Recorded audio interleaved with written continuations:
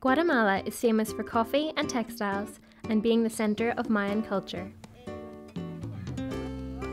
But it is also a country where 50% of children nationally are malnourished.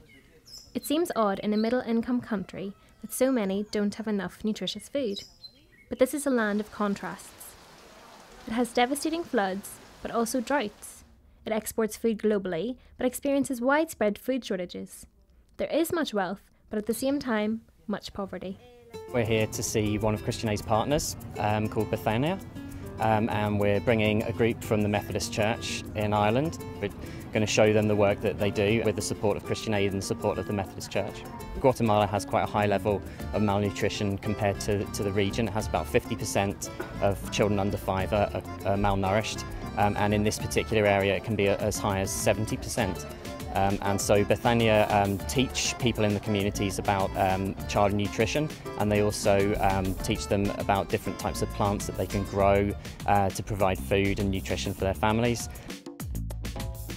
Pues yo y mi familia me costaba mucho, porque un quilete como está ahorita que ya lo encontramos, teníamos que bajar al mercado a comprar.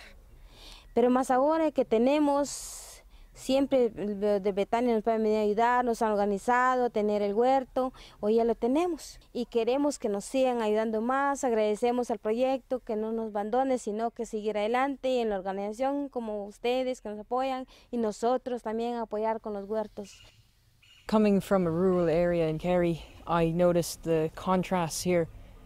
You've got such a high demand on so little land that people are trying to convert the most inhospitable land into crops. They don't have the subsidies and the social welfare that we have and that we're used to. Here they need to be completely self-reliant. They're very strong people, and if we give them the tools, they can make progress and they can resolve the problems that are here. Bethania works with 127 families in 4 communities, teaching people the importance of fruit and vegetables. They also provide them with seeds, saplings and support. They have encouraged people to grow traditional vegetables and herbs which are very nutritious.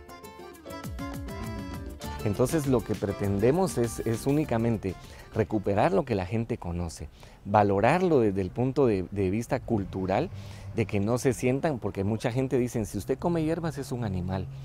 Entonces quitarles eso de que no son animales, que al contrario son alimentos altamente nutritivos. Esa es la finalidad. Hombres, y ahí estamos. Bethania is encouraging people to grow those foods again. Herbs like chiquimula have a good nutritional value. Now that people are growing and eating these plants, the chronic malnutrition in the area is beginning to be addressed. Children are still being treated in Bethania's clinic, but the numbers are dropping.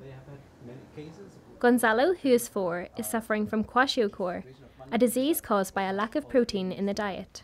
We've seen photographs of the children who had come and pictures of their progress, and there were some children who had come and who